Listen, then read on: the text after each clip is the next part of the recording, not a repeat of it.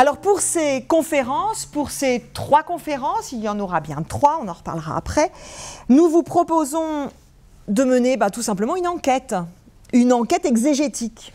Il va falloir récolter des indices, et pour ça, il va falloir tout simplement inspecter de près les épîtres de Paul. Ce soir, 2 grands passages de sa correspondance vont nous intéresser. Le premier dans l'épître aux Romains, au chapitre 14, et l'autre dans la première épître aux Thessaloniciens, au chapitre 4. Vous avez les textes qui vont nous intéresser à votre disposition, selon la traduction qui est la nôtre, sur vos sièges ou sur vos genoux, au choix. Alors on va regarder de près ces mots que Paul emploie, mais on aura beau regarder de près, la première chose à constater, elle est toute simple, mais il faut faire ce constat, c'est que nous aurons beau chercher, nous ne trouverons jamais le mot résurrection sous la responsabilité de Paul, tout simplement parce que le mot résurrection est un mot latin, d'un latin ecclésiastique tardif, totalement inconnu de Paul, comme d'ailleurs de tous les autres auteurs du Nouveau Testament. Et c'est très drôle, c'est pourtant ce mot-là qui s'est imposé pour nommer l'événement de Pâques et le retour à la vie des morts. Un seul mot en français, résurrection. Un mot tout à fait technique qui cache en réalité la créativité des premiers auteurs, en tout cas ceux qui sont rassemblés dans le Nouveau Testament. Eux, ils nous disent « Jésus fut réveillé, il se releva, il fut élevé, il prit vie, il apparut. » Il se fit voir, vivant. Il rencontra les femmes revenues du tombeau. Les disciples le virent. Il se tint au milieu d'eux. Voilà l'étendue de leur vocabulaire et de leur langage à eux. Voyez que le concept de résurrection recouvre en réalité une multitude d'expériences fondatrices, vécues par une grande diversité de gens, des hommes et des femmes, qui en sont devenus ensuite les témoins. Donc les écrits du Nouveau Testament tentent d'en rendre compte, mais au fond la première question qu'il faut se poser, c'est comment peut-on rendre compte d'un événement irréductible au monde et totalement inconnu du vocabulaire en usage. La seule façon d'y parvenir, c'est de multiplier les images et les métaphores composées par l'imagination de celles et de ceux qui ont été saisis par cet événement. La seule façon de rendre compte de cette inouïe, c'est de faire œuvre d'auteur, avec liberté, avec créativité. Et Paul a fait ça. Il a fait comme un poète fait. Il a travaillé le langage, il a travaillé dans l'épaisseur du langage pour exprimer la vérité révélée de l'existence humaine. Au fond, pour le dire plus simplement encore, Paul ne cherche pas à raconter sous forme de compte-rendu ce qui s'est passé dans son existence. Il veut faire entendre à ses destinataires la parole vivifiante qui lui a été révélée. C'est ainsi que font les poètes. Et voilà pourquoi, avant de plonger dans le langage du poète Paul, je vous propose de nous exercer à la poésie avec Jacques Prévert. Nous voudrions vous faire entendre comment d'autres poètes, avec d'autres outils, avec d'autres manières de travailler, comment d'autres poètes parlent de la vivification de l'existence. C'est Jacques Prévert qui introduit ça. Écoutez-le parler de l'existence de 2 escargots qui sont en deuil, qui sont très tristes.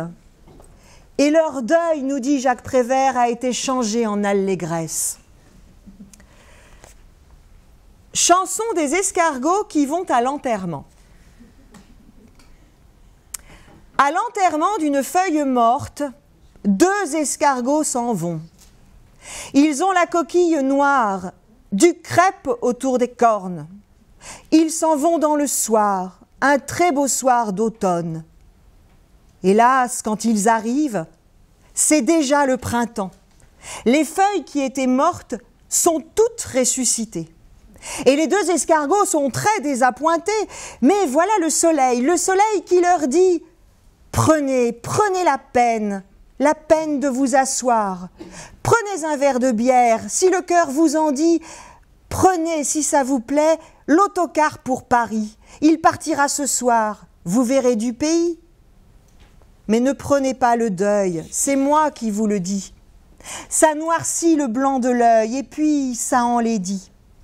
Les histoires de cercueil, c'est triste et pas joli. Reprenez vos couleurs, les couleurs de la vie.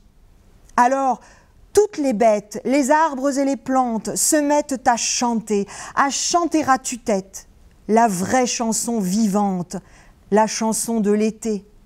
Et tout le monde de boire, tout le monde de trinquer. C'est un très joli soir, un joli soir d'été. Et les deux escargots s'en retournent chez eux. Ils s'en vont très émus, ils s'en vont très heureux. Comme ils ont beaucoup bu, ils titubent un petit peu, mais là-haut dans le ciel, la lune veille sur eux. Merci. Alors, nous commencerons par la fin. Et je commencerai par la fin, et je commencerai tout à fait par la fin si je ne devais pas ajouter un tout petit complément à la présentation de tout à l'heure, à savoir qu'il se trouve que j'ai enseigné le Nouveau Testament 4 ans dans cette faculté. Et si je le rappelle, c'est parce que pendant ces 4 ans, j'ai eu la chance de travailler de manière très intensive avec mon collègue André Gounel, que nous avons pratiquement chaque semestre donné ensemble un séminaire interdisciplinaire et que lors de ces séminaires interdisciplinaires, nous avions donné un cours sur le thème « Après la mort, qu'y a-t-il » Et de ce séminaire sur « Après la mort, qu'y a-t-il » que nous avions dû d'ailleurs dédoubler parce qu'il y avait beaucoup d'étudiants et que nous n'arrivions pas à tous les caser dans un auditoire. À la suite de ce cours que nous avions donné sur « Après la mort, qu'y a-t-il » est paru un livre avec les textes de nos cours. Voilà, je voulais juste le rappeler parce que je pense que je tenais à le faire par amitié et par loyauté et par fidélité à cette amitié avec André Gounel. Voilà. Maintenant, je reviens à la fin et je reviens à notre itinéraire. Et notre itinéraire part d'un texte de l'Épître aux Romains. Vous l'avez sur la feuille. Et si on part de l'Épître aux Romains, c'est que d'une certaine manière, nous partons de l'aboutissement de la pensée. C'est-à-dire que ce que nous allons faire dans ces 3 conférences, c'est essayer de comprendre le cheminement de la pensée de Paul. Ce que nous allons constater, c'est que Paul n'est pas resté avec une tradition ou une affirmation ou une thèse, mais qu'il s'est trouvé à affiner une pensée, à retravailler une pensée et que cette pensée trouve maintenant son aboutissement dans l'Épître aux Romains. Ce résultat dans l'Épître aux Romains est non seulement le résultat d'une réflexion personnelle, c'est-à-dire comment intégrer dans sa vie cette conviction en le réveil ou le relèvement des morts, non seulement intégrer cela dans la compréhension de son existence, mais en même temps, comment en parler et y réfléchir en dialogue avec ses interlocuteurs dans les communautés qu'il avait créées. Il se trouve, ce qui est à mon avis extrêmement intéressant, que les textes que nous allons lire dans les 3 soirées qui nous réuniront sont tous des textes qui ont été écrits d'une manière ou d'une autre en dialogue avec les gens de Corinthe.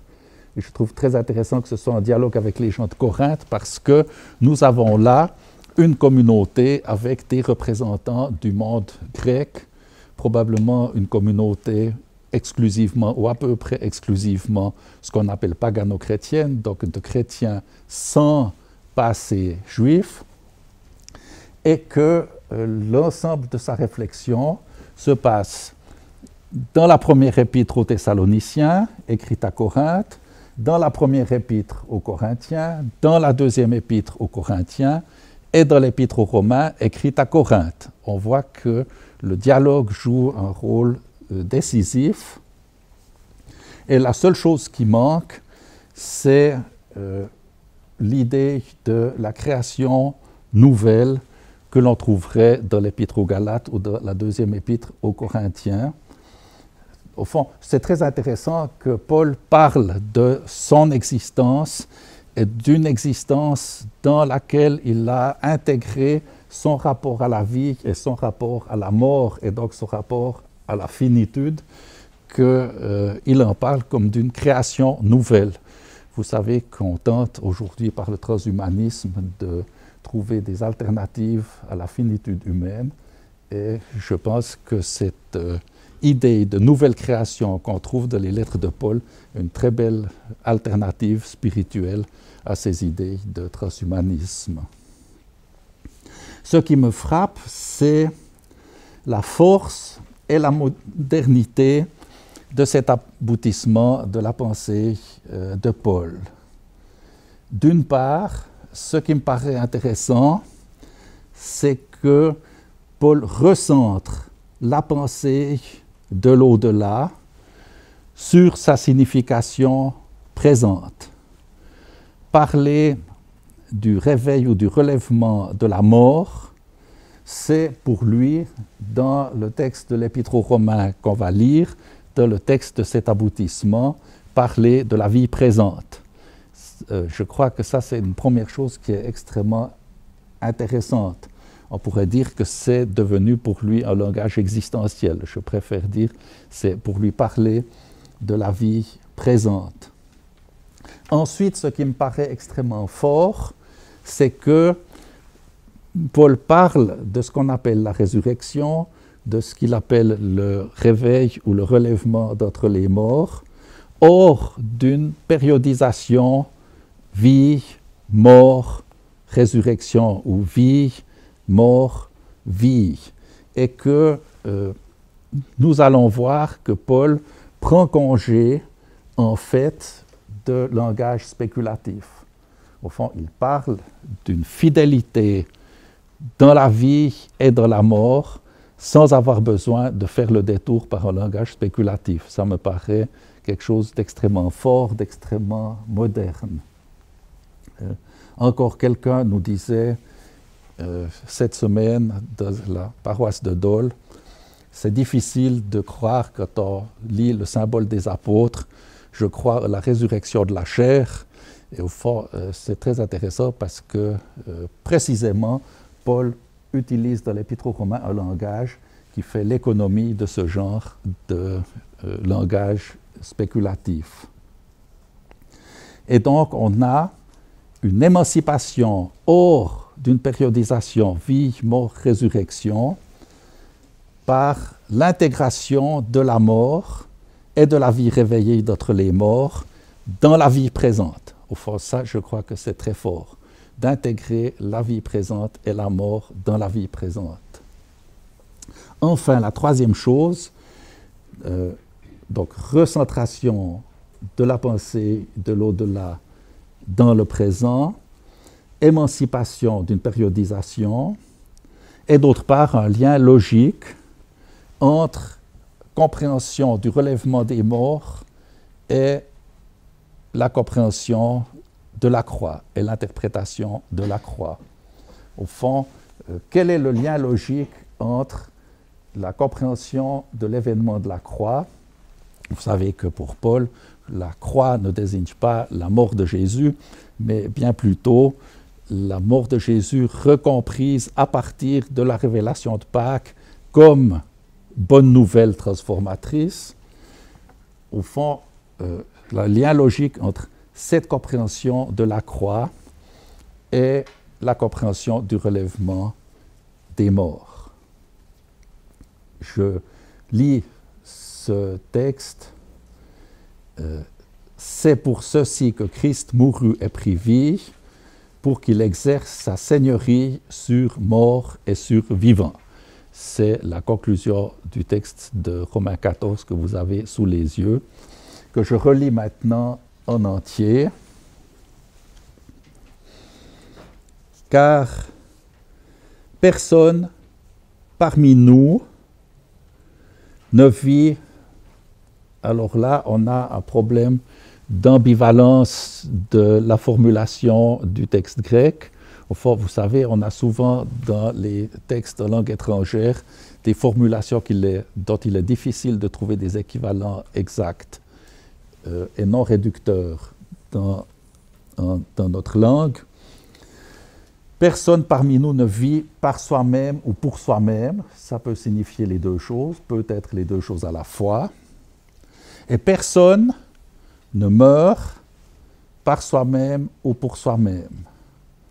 Vous voyez que nous avons laissé un grand espace de la traduction parce que nous n'avons pas de « parmi nous » dans cette deuxième phrase. Car si nous vivons par ou pour le Seigneur, et si nous mourrons par ou pour le Seigneur. Donc, et que nous vivions et que nous mourions, nous sommes au Seigneur. Car c'est pour ceci que Christ mourut et prit vie, pour qu'il exerce sa seigneurie, et sur mort, et sur vivant.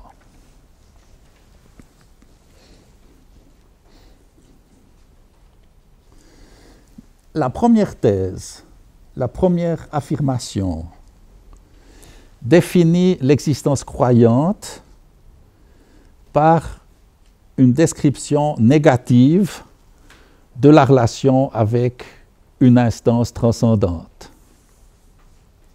Je dis l'existence croyante à cause du parmi nous. Personne parmi nous ne vit par soi-même ou pour soi-même. Mais vous voyez qu'on a une définition par une description négative de la relation avec une transcendance et donc une confession par l'exclusion d'une compréhension de la vie qui serait laissée seule avec elle-même ou face à elle-même. Au fond, c'est très intéressant cette définition négative, cette confession de foi négative, parce que personne n'est laissé seul avec soi-même, avec sa solitude, mais aussi avec ses propres moyens de religion ou ses propres moyens de technique. La seconde thèse n'oppose pas la mort à la vie, mais la seconde thèse, personne ne meurt par ou pour soi-même, coordonne le regard présent porté au mourir au regard porté sur la vie. C'est-à-dire qu'au fond, le regard porté établit un rapport du sujet à la perspective sur sa mort. Personne ne meurt implique, d'une part, un sens universel, porté, donné au regard porté sur l'événement du mourir, et d'autre part, une intégration du mourir à la compréhension de soi, du sujet vivant. Au fond, on ne parle pas de la mort, mais on parle du mourir, et parler du mourir signifie qu'on adopte le point de vue de celui qui vit et qui se trouve face à la perspective de la mort et qui essaye de comprendre son rapport à la mort. Et le fondement des deux thèses, car, se trouve de la reconnaissance d'une seigneurie qui n'est pas encore nommée, qui va être nommée, mais une seigneurie qui est reconnue comme source, comme moyen et comme finalité du sens du vivre et du sens du mourir. vous voyez qu'on a de nouveau une formulation qui a plusieurs valeurs, qui est polyvalente, par le Seigneur, pour le Seigneur. Et donc on a une confession de foi qui affirme la dépendance par rapport à une transcendance et en même temps un rapport avec une transcendance qui est sens, finalité du vivre et du mourir. Le résultat provisoire, c'est que la représentation d'une succession, vie, mort, résurrection, fait place à quelque chose de tout différent, qui est place à la confiance du sujet, qui confie son vivre et son mourir à une seigneurie qui est source, moyen et finalité du temps qui lui est donné. Donc vous voyez qu'on a passé de l'idée d'une spéculation ou d'une imagination de l'avenir à une confiance et confiance à une transcendance qui est en fait source, moyen, finalité du temps donné, vie et mort. Mais la question est évidemment, quelle seigneurie? Et alors la réponse se trouve dans la dernière affirmation. Cette seigneurie, c'est celle de Christ qui mourut et qui reprit vie, pour exercer sa seigneurie sur mort et sur vivant.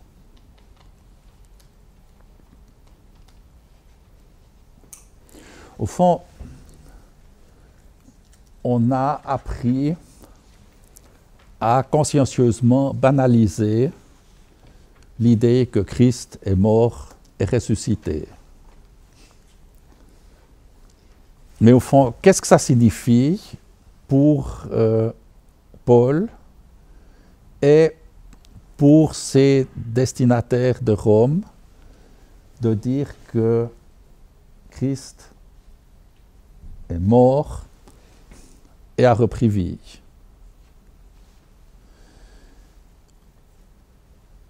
Donc d'abord, on a un sujet. Et ce sujet, c'est Christ. Paul aurait pu écrire Jésus. Il le fait dans d'autres textes, on va le voir dans 1 Thessaloniciens. Mais ici, on a Christ est mort et repris vie. Or, vous savez que Christ est une formulation élémentaire de la foi en l'événement de Pâques. Christ, c'est non seulement Jésus, mais c'est Jésus justifié, divinement justifié, révélé comme Fils par l'événement de Pâques. Qui est ce Jésus révélé Fils par l'événement de Pâques? Il est celui qui a été crucifié, c'est-à-dire celui qui s'est trouvé dans la situation d'un humain qui a perdu tout ce qu'un humain peut perdre. Il a perdu tout ce qu'un humain peut qualifier. Il a perdu la beauté, la santé, le pouvoir, la vie, et j'en passe.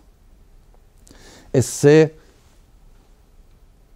il a perdu toute pureté, ensanglantée. Il a perdu tout ce qu'un humain peut perdre, tout ce qui peut qualifier la vie d'un humain. Et c'est cet homme-là qui a été révélé comme étant le Fils. l'Épître aux Galates dira « Dieu m'a révélé son Fils, c'est-à-dire Dieu m'a révélé le crucifié comme son Fils. » C'est-à-dire que Dieu a révélé l'humain qui avait perdu toute qualité qualifiante, il l'a révélé comme son Fils. C'est-à-dire qu'il s'est révélé comme la transcendance d'une reconnaissance inconditionnelle de la personne, qualifiant comme fils celui qui a perdu toute prétention à toute qualification et toute reconnaissance. Il s'est révélé comme la transcendance qui reconnaît inconditionnellement celui qui n'a plus rien pour se faire reconnaître. Christ exerce sa seigneurie sur mort et vivant signifie donc sur notre vie et sur notre mort règne la certitude d'une reconnaissance inconditionnelle. Ou plutôt, sur notre vivre et sur notre mourir règne la certitude d'une reconnaissance inconditionnelle. Indépendamment de toutes nos qualités et donc avec toutes nos qualités. Une reconnaissance inconditionnelle, indépendante de la vie, de la maladie, de la déchéance, du mourir et de la mort. Christ est mort et a repris vie, il mourut et a repris vie pour exercer sa seigneurie sur mort et sur vivant, c'est-à-dire pour révéler une reconnaissance inconditionnelle, une confiance inconditionnelle en nous qui nous appelle à une confiance inconditionnelle. La conviction en le réveil et le relèvement des morts a pris la place d'une affirmation de confiance inconditionnelle en une transcendance qui accompagne d'une reconnaissance inconditionnelle notre vie et notre mourir. D'où cette affirmation que nous trouvons dans l'Épître aux Romains. Je suis persuadé que ni mort ni vie, ni ange ni principat, ni présent ni avenir, ni puissance, ni hauteur ni profondeur, ni aucune création, rien ne pourra nous séparer de la reconnaissance inconditionnelle de Dieu qui est en Christ notre Seigneur. Je te passe la parole. Merci. Alors maintenant qu'on a vu la fin, il faut voir le début. Comment cette affaire commence, en fait. Je vous propose de vous intéresser à l'épître considérée comme l'écrit le plus ancien contenu dans le Nouveau Testament, c'est-à-dire l'épître aux Thessaloniciens. C'est une épître écrite par 3 hommes, collaborateurs, Paul, Sylvain et Timothée. Ils écrivent à leurs frères de Thessalonique, ils les connaissent bien, c'est une communauté qu'ils ont fondée, c'est une communauté avec laquelle ils ont créé des liens d'affection, des sentiments de tendresse les unissent entre tous. Ils leur écrivent en disant « nous ». Alors quelquefois il y a bien un jeu JE qui se balade, un jeu peut-être paulinien émerge quelquefois, ça reste à prouver. En tout cas c'est bien un trio, contrairement à l'épître aux Romains, c'est tout autre chose. Là c'est un trio apostolique, solidaire, c'est une pastorale qui écrit et qui cherche à maintenir vivante sa relation avec l'église de Thessalonique. Alors ils avaient été contraints, ces 3 hommes, de quitter brusquement cette communauté pour des problèmes, bref. Les voilà loin d'elle, ils s'inquiètent pour elle. Paul et ses collaborateurs décident donc de leur écrire. Entre-temps, ils reçoivent des nouvelles de leur part qui sont plutôt rassurantes. Donc, dans le corps de la lettre qui nous reste, que nous avons à disposition, les 3 apôtres en profitent pour répondre à quelques questions posées par l'église de Thessalonique. Et parmi ces questions, celle du devenir des morts. Qu'en est-il pour eux ? Les morts connaîtront-ils la joie du retour glorieux et imminent du Seigneur? Dans l'histoire du christianisme, vous voyez que les premières phrases écrites au sujet de la résurrection ne sont pas l'œuvre d'un théologien esseulé à sa table de travail, pas même celle d'un docteur de l'Église enseignant les fidèles rassemblés. Les premières phrases écrites au sujet de la résurrection, aujourd'hui à notre disposition, procèdent d'une volonté commune de répondre aux interrogations légitimes des frères et des sœurs qui sont dans la peine. La préoccupation des apôtres n'est ni la mort, ni la résurrection, ni le retour glorieux du Seigneur. Leur seule préoccupation, ce sont leurs compagnons de foi et la peine qu'ils éprouvent. C'est ça leur souci.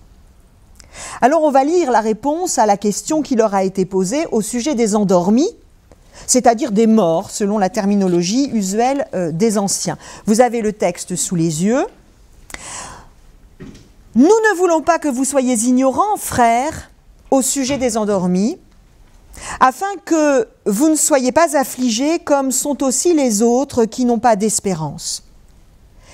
Car si nous avons confiance que Jésus est mort et s'est relevé, ainsi aussi, Dieu conduira les endormis par Jésus avec lui. Nous disons en effet ceci conformément à une parole du Seigneur, que nous, les vivants, laissés jusqu'à la parousie du Seigneur, nous ne devancerons certainement pas les endormis. Que lui, le Seigneur, au signal, à la voix de l'archange et à la trompette de Dieu, il descendra du ciel et les morts se lèveront en Christ d'abord. Ensuite, nous, les vivants, les laissés, ensemble avec eux, nous serons volés dans les nuées pour la rencontre du Seigneur, dans les airs, et ainsi toujours, nous serons avec le Seigneur. De sorte que, exhortez-vous les uns les autres dans ces paroles. » Voilà, les Thessaloniciens s'inquiètent des morts. Notez au passage qu'ils s'inquiètent de tous les morts, ceux d'aujourd'hui, ceux d'hier, ceux qu'ils ont aimés, ceux qu'ils n'ont pas connus, les élus, les autres, bref, tous les morts. Il n'y a pas de distinction, c'est des morts qui s'inquiètent. Et ne pas savoir ce qu'il adviendra à tous ceux-là, quels qu'ils soient, ça les plonge dans la peine. Eh bien, écrivent ces trois hommes, malgré la tristesse que cause la mort, il existe une espérance. Je suis au verset 13 et 14. Le mot elpis, espérance. Il y a une espérance. Cette même espérance pour laquelle les apôtres rendaient grâce au tout début de la lettre aux Thessaloniciens qu'ils leur adressent. Ils en parlaient parce qu'ils l'avaient déjà vu, cette espérance, à l'œuvre en chacun des frères de Thessalonique. Et cette espérance, elle ne vient pas d'eux. Cette espérance, ils leur disent, elle leur est offerte par Dieu. Donc, quand bien même certains mourraient avant le retour glorieux du Christ, cette espérance ne peut pas manquer puisqu'elle vient de Dieu. Il s'agit donc pour les apôtres d'appeler leurs frères à persévérer tout simplement dans ce que Dieu leur donne de vivre, c'est-à-dire l'espérance. Et voyez au verset 14, ce petit mot « car » ouvre à la seule explication de cette espérance offerte. Et la seule explication qui nous est donnée de l'espérance offerte, verset 14, c'est l'événement de la mort et de la résurrection de Jésus. L'événement par lequel Dieu s'est manifesté à l'humanité, c'est la pierre fondatrice de l'espérance chrétienne. Christ, premier relevé parmi les endormis, ouvre logiquement à une espérance nouvelle, selon laquelle les endormis seront ainsi aussi, écrivent-ils, conduits à Dieu. C'est la seule explication. Alors on comprend que l'espérance chrétienne, ce n'est ni le nom d'un contenu doctrinal, ni celui d'une théorie à croire, c'est le nom d'une trajectoire initiée par Jésus à la croix et entièrement tendue vers Dieu, qui entraîne à sa suite les morts et puis les vivants. Celui ou celle en qui la confiance, c'est-à-dire la foi, c'est le même mot, a été mise en œuvre, celui ou celle en qui la confiance ou la foi a été mise en œuvre, doit savoir, c'est important pour ces trois-là, il doit savoir que toute existence humaine, endormie ou non, participe toujours de cette même trajectoire. Pour les vivants comme pour les morts, l'espérance consiste à être avec Dieu. Et les apôtres affichent leur certitude d'un salut devant la mort. Ils en parlent, voyez-vous, regardez le verset 14, ils en parlent comme un être avec Dieu. C'est ça l'espérance, c'est être avec Dieu. La possibilité d'un relèvement des morts ne fait d'ailleurs aucun débat. C'est une évidence, c'est une certitude, ça ne se discute pas.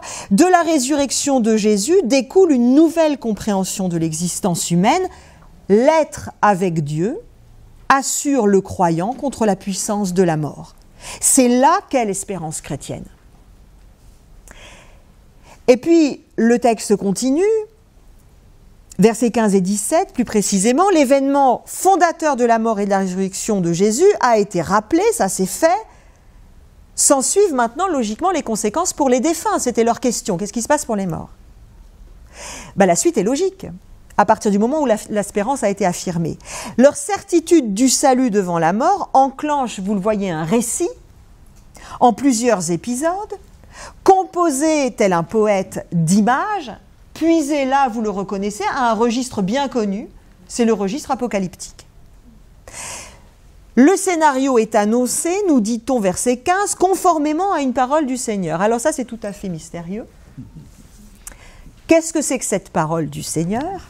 Est-ce qu'il s'agit d'un oracle ? Est-ce qu'il s'agit d'un enseignement ? Est-ce qu'il s'agit d'une révélation donnée à Paul ou à Timothée ou à Sylvain ? Je ne sais pas, rien ne permet de le savoir d'ailleurs.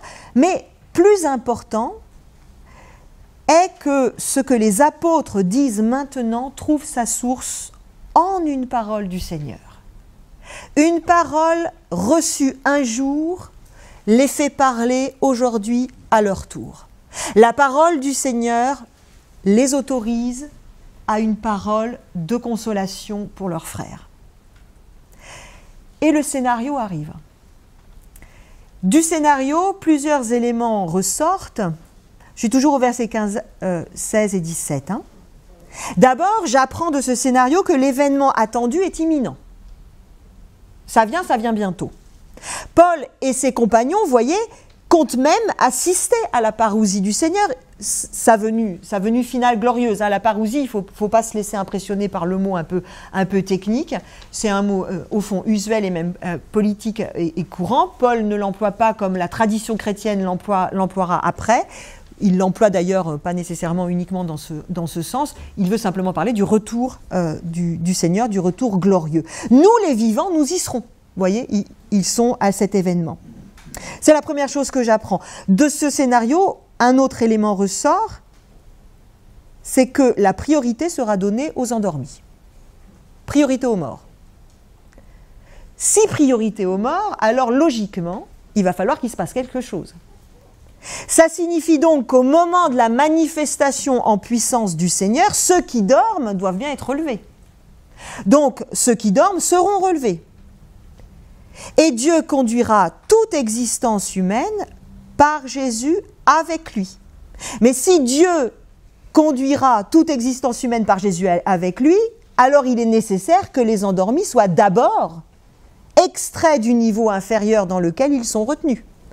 Dit en une autre langue, les morts doivent ressusciter pour pouvoir rejoindre les vivants sur terre. C'est une question d'étage. Il faut bien revenir au niveau 1. Une fois les ressuscités réunis auprès des vivants, alors c'est autre chose. C'est un autre vocabulaire qui est employé, c'est une autre image, et on nous dit, verset 17, « Tous seront menés ensemble jusqu'au niveau supérieur pour l'ultime rencontre. » Et notez qu'ici, il ne s'agit pas de relèvement, c'est-à-dire qu'il ne s'agit pas techniquement de résurrection, mais de rapt, de vol. Les endormis relevés, les endormis ressuscités, pourrait-on dire, et les vivants seront littéralement volés. Verset 17.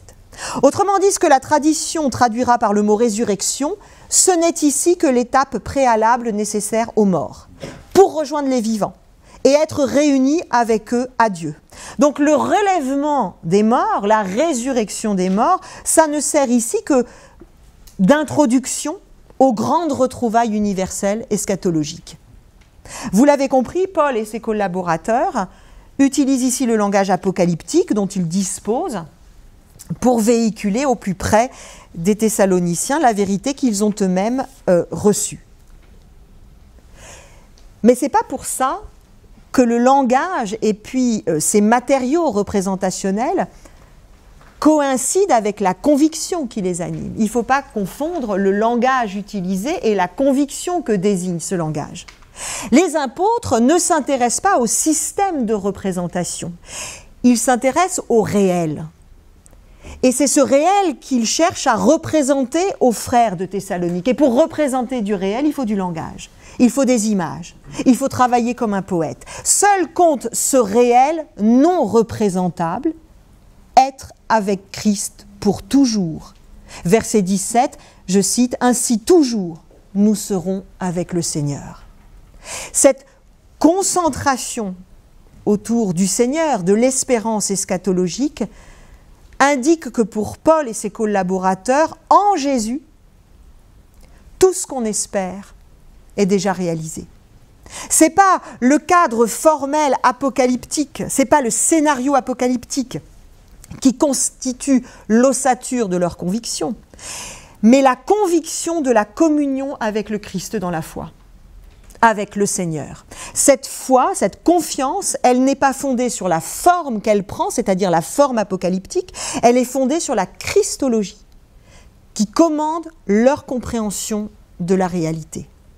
Voilà pourquoi, et c'est ce qu'on mesure avec cet écart entre Romains et Thessaloniciens, voilà pourquoi Paul, parce que le langage n'est pas confondu avec la conviction, voilà pourquoi Paul pourra exprimer sa conviction dans quantité d'autres langages. Il n'est pas dépendant du langage qu'il utilise pour dire sa conviction, qu'il dit ici en ces termes, être pour toujours avec le Seigneur.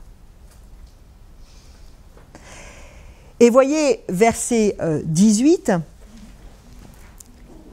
le dernier verset affiche au fond l'objectif et au fond vient corroborer ce que je crois qui a été mis là à l'instant en évidence. Voilà la conclusion au fond de sa réponse et de leur réponse aux Thessaloniciens. Exhortez-vous les uns les autres dans ces paroles. C'est une invitation qu'ils font ouvertement à exploiter ce qu'ils écrivent pour la vie de la communauté à Thessalonique. Il ne s'agira pas pour les Thessaloniciens évidemment de défendre le scénario apocalyptique, de défendre le coup de la trompette ou de l'archange, c'est pas ça. Il ne s'agira pas non plus pour eux de répéter la parole du Seigneur qui a été invoquée au verset 15 et que peut-être eux connaissent, ça j'en sais rien du tout. Il s'agira pour eux d'explorer ces paroles pour rappeler à tous les cœurs inquiets, à tous les cœurs dans la peine, de quelle espérance ils vivent et quelle est l'espérance que Dieu leur a donnée. Ce petit bout de verset là, au verset 18 à la fin, ça signifie tout simplement, mais ça me semble déterminant, que les matériaux représentationnels qui sont mis à disposition ici sont appelés à être sans cesse réinterprétés dans des catégories qui soient évidemment compréhensibles pour leurs destinataires. Si Paul et ses collaborateurs choisissent les représentations apocalyptiques, c'est bien qu'elles sont signifiantes pour les gens à qui ils s'adressent. Mais ça veut bien dire que la conviction doit être exprimée dans des catégories signifiantes pour les gens à qui on s'adresse. Ça veut bien dire qu'aujourd'hui, la conviction doit être exprimée, c'est l'invitation du verset 18, dans des catégories qui soient signifiantes pour les destinataires d'aujourd'hui.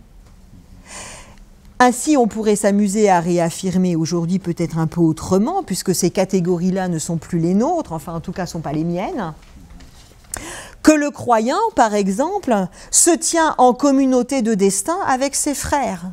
Ça veut dire que le croyant ne vit pas seul, qu'il se tient en solidarité fraternelle, soucieux de la peine de ses frères et de ses sœurs, qu'il partage les peines de ses frères, et pour eux, qu'il est amené à porter au langage la consolation d'un être avec Christ, c'est-à-dire exactement ce que font Paul, Sylvain et Timothée. Aux destinataires d'aujourd'hui est rappelée aussi l'imminence de la fin FIN, ce qui implique évidemment, quand on est rappelé à l'imminence d'une fin, ça implique une compréhension de soi dans le monde qui soit placée sous le signe du provisoire. Le croyant se sait non seulement chargé d'une responsabilité particulière pour ses frères qui sont dans la peine, à nous d'adresser une parole qui soit consolatrice de la conviction et de l'espérance offerte, mais il se sait aussi de passage. Il y a une fin. Cette relecture de l'existence humaine, entièrement ordonnée à la prédication de l'événement pascal, atteste aussi que la prédication des apôtres, eh bien, elle ne relève pas de la théorie ou du dogmatisme, elle est le fruit d'une expérience qui trouve son achèvement dans la rencontre ultime et la plénitude de l'être avec Christ. Au fond, pour le dire très simplement, le croyant ne vit pas d'un savoir, mais de la mise en mouvement de son existence par Dieu. Et les trois apôtres l'affirment, il y a une espérance chrétienne. Sa dynamique, elle trace une trajectoire dont le point de départ, et c'est radicalement dit dans l'Épître aux Romains, dont le point de départ est la croix, c'est-à-dire l'événement de la mort et de la résurrection de Jésus par Dieu. Le point d'arrivée, c'est l'être avec le Seigneur pour toujours. Entre les deux, les croyants, Paul, Sylvain et Timothée et tous les autres, mobilisent des représentations à disposition pour dire à leurs contemporains la certitude du salut devant la mort. Et aucun d'eux n'est auteur d'une telle espérance, et évidemment aucun d'eux ne prétend l'être. Dieu seul initie cette trajectoire, cette espérance, et Dieu seul la conduit. Donc la consolation pour l'ensemble de l'humanité, elle provient donc de la reconnaissance, de la mise en œuvre par Dieu d'une vie avec lui pour toujours. Et c'est ainsi qu'apparaît dans le texte le plus ancien aujourd'hui à notre disposition et dans les premières lignes, les plus anciennes phrases et affirmations qui soient posées sur la résurrection, c'est ainsi qu'apparaît cette conviction de l'espérance offerte et initiée par Dieu. Je propose 3 remarques pour introduire le dialogue, l'échange que nous allons avoir. Ma première remarque est la suivante. Je constate une grande audace créatrice de Paul dans l'usage des images apocalyptiques qu'il utilise dans la première épître aux Thessaloniciens. Il y a une grande imagination dans l'universalisation des images apocalyptiques. Parce qu'au fond, les images apocalyptiques sont utilisées de manière telle que l'ensemble de l'humanité, les morts et les vivants, sont intégrés dans la perspective de l'espérance. Et je constate que cette visée universaliste trouve dans l'Épître aux Romains son accomplissement dans l'intégration de la fragilité et du mourir dans l'esprit de la confiance et de la reconnaissance. Au fond, on a une universalisation des images apocalyptiques qui trouve son accomplissement dans l'universalisation des temps de la vie, des temps de la fragilité, du vivre et du mourir, ce qui évidemment requiert tout autant d'imagination que l'imagerie apocalyptique. Ça, c'est ma première remarque. Ma deuxième remarque, c'est que il me semble que cette réflexion de Paul et tout ce cheminement que nous avons commencé à lire et à comprendre et que nous allons continuer à essayer de comprendre, que tout ce cheminement de Paul me paraît aujourd'hui d'une grande actualité. Parce qu'au fond, on a passé 2 ans à parler de sécurité. Et on essaye d'établir des sécurités, ou bien on peut le faire avec la religion, ou bien on peut le faire avec la technique, ou bien on peut le faire... Et tout d'un coup, on a un autre langage. On n'a pas un langage qui essaye de défendre ou d'assurer une certaine sécurité. On sait d'ailleurs quels sont les problèmes dans les tentatives d'assurer la sécurité, parce que on peut assurer la sécurité que de manière défensive. Une fois qu'on a identifié des dangers, on essaye de se prémunir contre ces dangers, mais au fond, les tentatives de sécurité viennent toujours après coup et sont par définition imparfaits. Or, ici, on a un autre langage qui n'est pas le langage de la sécurité, mais celui de la confiance. Et un langage de la confiance qui arrive à intégrer dans le langage de la confiance et dans le langage de la reconnaissance le mourir lui-même. Au fond, je crois que une des choses qui a été, je pense pour ma part, qu'une des choses qui a été révélée ces 2 dernières années, c'est la difficulté que nos civilisations ont à intégrer le mourir comme dimension de la vie. Au fond, tout d'un coup, voilà, je ne dis pas plus, vous avez perçu autant que moi et on pourra en parler. Ma troisième remarque, c'est en fait ce qui m'apparaît aussi bien dans la première esquisse de l'Épître aux Thessaloniciens que de l'aboutissement de l'Épître aux Romains. C'est en fait une réflexion sur ce qui fait la vérité de la vie et la vérité de la vie humaine. Et au fond, ce qui fait la vérité de la vie humaine, c'est pour Paul cette transcendance d'accompagnement qui permet de concevoir la vie comme histoire et qui permet d'imaginer la vie comme prise de risque. Parce qu'au fond, tant qu'on est dans les recherches de sécurité, on évite les risques. Une fois qu'on est dans la confiance, on peut raisonnablement parler de risque. Et au fond, je me disais, on parle de foi chrétienne et peut-être qu'on pourrait traduire ce terme de foi chrétienne en parlant d'un esprit de confiance dans la bonne nouvelle des apôtres. Esprit de confiance dans la bonne nouvelle des apôtres. Pour terminer, nous avons lu un premier texte de Prévert à la fin de l'introduction et je vous propose, pour terminer avant notre discussion, un texte de Georges Bernanos. C'est un texte qui est extrait d'une lettre écrite par Georges Bernanos. Et ce sont des mélancolies sans fin, contre lesquelles je n'avais pendant longtemps, et encore l'année dernière, qu'un remède, m'étourdir. Et je m'en acquittais comme je pouvais, vous l'avez vu. Quand j'étais tout petit encore, et que je pensais à ces choses, je me disais que la vie était longue, et qu'en la remplissant de toutes sortes d'aventures, de gloire, de renom, de puissance, on pouvait la rendre si heureuse que cela valait la peine d'un peu de souffrance à la fin. C'était des rêves d'enfant. Qui ne peut s'imaginer un grand homme embêté. Mais j'ai bien changé d'avis. Au moment de ma première communion, la lumière a commencé de m'éclairer et je me suis dit que ce n'était pas surtout la vie qu'il fallait s'attacher à rendre heureuse et bonne, mais la mort, qui est la clôture de tout.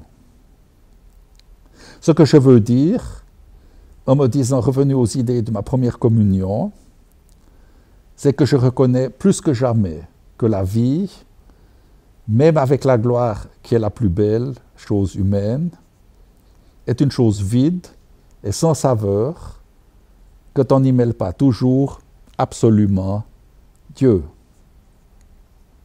D'où il m'apparaît logiquement que pour être heureux, il faut vivre et mourir pour lui, aidant à ce que son règne arrive selon votre âge, selon votre position, vos moyens, votre fortune, vos goûts.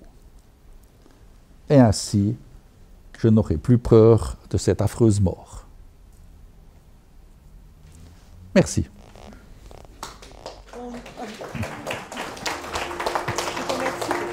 Merci.